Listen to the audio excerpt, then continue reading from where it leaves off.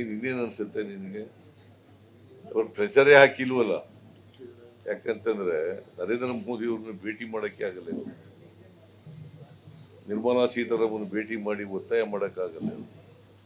ಒಂದು ಸಾಲಿನೂ ಕೂಡ ಬಿಜೆಪಿ ಲೀಡರ್ಗಳು ಕರ್ನಾಟಕದವರು ನಮ್ಮ ರಾಜ್ಯಕ್ಕೆ ಈ ನ್ಯಾಯ ಕೊಡಿ ಅಂತೇಳಿ ಯಾವತ್ತು ಕೇಳೋದಕ್ಕೆ ಕಾಣಿಸಲ್ಲ ಅವರು. ಬಿಕಾಸ್ ತೆರಿಗೆ ನಮ್ಮ ಪಾಲಿನ ಹಂಚಿಕೆಯಲ್ಲಿ ದೊಡ್ಡ ಅನ್ಯಾಯ ಆಗಿದೆ. 15ನೇ ಹಣಕಾಸಿನ ಆಯೋಗದಲ್ಲಿ ಯಾವತ್ತಾರು ಒಂದು ದಿನ ಪಾರ್ಲಿಮೆಂಟ್ನಲ್ಲಿ ಮಾತಾಡಿರೋದು ನೋಡಿದ್ದೀರಾ?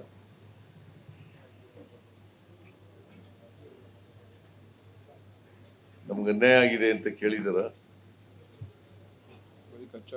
5,300 ಕೋಟಿ ರೂಪಾಯಿ ಕೊಡ್ತೀವಿ ಅಂತ ಹೇಳಿದರು. ಆಮೇಲೆ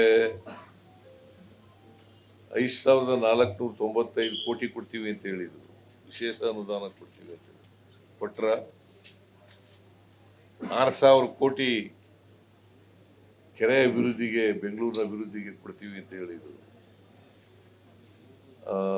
ಕೆರೆ ಅಭಿವೃದ್ಧಿಗೆ ಮತ್ತೆ ಪೆರಿಫೆರಲ್ ರಿಂಗ್ ರೋಡ್ ಕೊಡ್ತೀವಿ ಅಂತ ಹೇಳಿದ್ರು. ಕೊಡ್ಲಿಲ್ಲ. ₹1 ಕೊಡ್ಲಿಲ್ಲ ಇವತ್ತು. ಯಾಕೆ ನಿರಾಶಾದಾಯಕ ಬಜೆಟ್ ಅಂತ ಹೇಳ್ತೀನಿ ಅಂದ್ರೆ ಬಿಕಾಸ್ ಆಫ್ ದಿಸ್. ಒಂದು ಕಡೆ ಪ್ರೈವೇಟೈಸೇಷನ್ ಮಾಡೋದಿಲ್ಲ ಅಂತ ಹೇಳ್ತಾರೆ government argument. At the same time 100% insurance open ಮಾಡಿದ್ದಾರೆ. FDI insurance has been open from 76. ಯಾವಾಗ ಬಿಜೆಪಿಯವರು ಏನು ಹೇಳ್ತಾರೆ ಅದಕ್ಕೆ ವಿರುದ್ಧವಾಗಿ ನಾವು ಅರ್ಥ ಮಾಡ್ತೀವಿ. ನ್ಯೂಕ್ಲಿಯರ್ ಪವರ್ ಕೊಟ್ಟಿದ್ರು. ನ್ಯೂಕ್ಲಿಯರ್ ಪವರ್ ಕೊಟ್ಟರು. ಅದು ಬಿಹಾರಿಗೆ ಕೊಟ್ಟಿದ್ದಾರೆ. ಈಗ ಸಂಸದರಲ್ಲ, ಕೇಂದ್ರ ಸಚಿವರುಗಳು ವಿಫಲರಾಗಿದ್ದಾರೆ ಸರ್. ರಾಜ್ಯದ ಸಚಿವರುಗಳು ವಿಫಲರಾಗಿದ್ದಾರೆ ಅಂತ ಮನದಟ್ಟು ಮಾಡಕ್ಕೆ. ಮನದಟ್ಟೆ ಮಾಡಿಲ್ವಲ್ಲ ಅವರು. ಕೇಂದ್ರ ಸಚಿವರು ಇವತ್ತವರಿಗೆ ಮನದಟ್ಟೆ ಮಾಡಿಲ್ಲ, ಕೇಳೇ ಇಲ್ಲ, ಕೇಳಕ್ ಧೈರ್ಯನೂ ಇಲ್ಲ.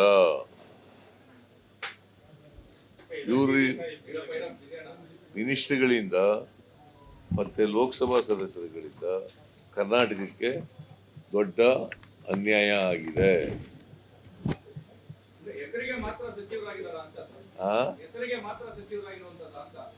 ಇವತ್ತವರಿಗೆ ಎಲ್ಲರೂ ಮಾತಾಡಿರೋದು ಹೇಳಿ ತೋರಿಸಿಯಪ್ಪ ನೀವು ನನಗೆ.